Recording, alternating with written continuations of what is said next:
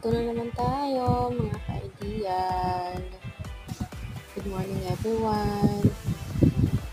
Wala tayong ibang gagawin ngayon, kundi ang magkilay ulit.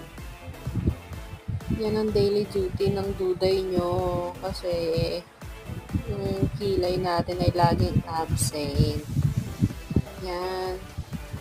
Hindi rin ako marunong magkilay, so hayaan nyo na. Basta lang magkaroon niya ng guhit dyan ay okay na yan. Diba? Diba?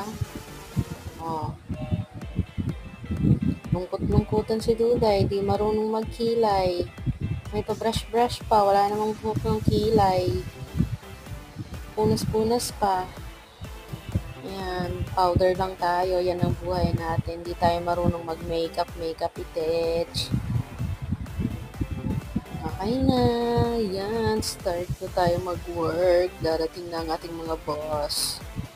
Bye muna mga Duday.